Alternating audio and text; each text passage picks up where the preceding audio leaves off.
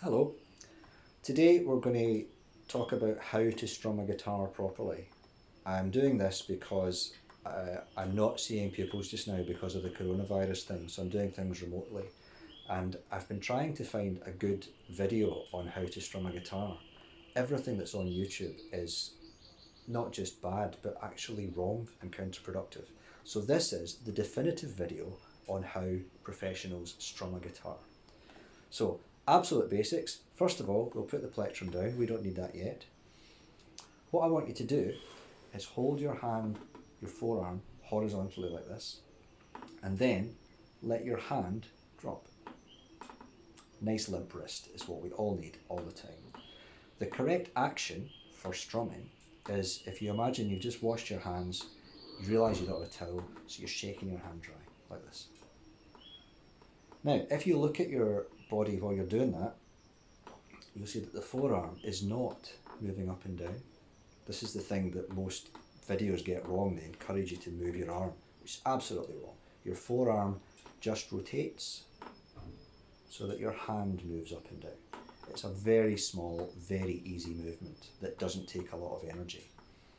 So, once you've got the hang of that, you might actually, if this is new to you, you might have to sit and do this for half an hour before you're confident in that movement. We're going to pick up the plectrum. Now, how you hold the plectrum doesn't really matter. That varies from one guitarist to another, and there is no single right way. What is important when you're strumming chords is that quite a lot of it is visible. If you're holding the plectrum so that we can only see a wee bit like that, that's not going to give you a nice sound when you strum. We want lots and lots of it to be there. And also holding it loosely enough so that when we hit the strings, it flops up and down. If you're holding it too rigidly, you won't get a nice sound. So, we've got the action, we're holding the plectrum properly. I just want you to strum some chords.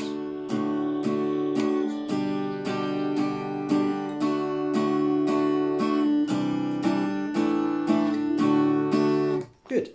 Now, practice that with any songs that you know, anything you're playing, any chords that you know, and just make sure you've got the movement right. The next thing we add in, if you're doing it properly, you should be able to hit the guitar on the way down and hit the guitar on the way up. And there shouldn't be that big a difference in sound. If it goes wrong, the things that can make it go wrong are either you're holding the plectrum too rigidly, in which case you get a nasty, jangly, hard, horrible sound. Or what a lot of people do when they're just doing downstrokes is they hold the plectrum pointing up the way, which makes the downstrokes easy, but when you go back up, it's digging under the strings.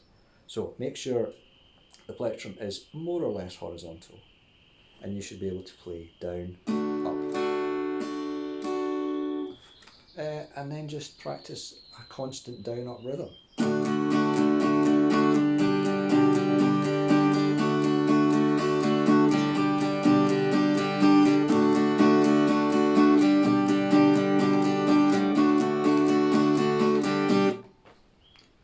Once you've got the hang of that, again, this might take a week or two of practice to get right, so don't worry if you're not playing along with this video right now.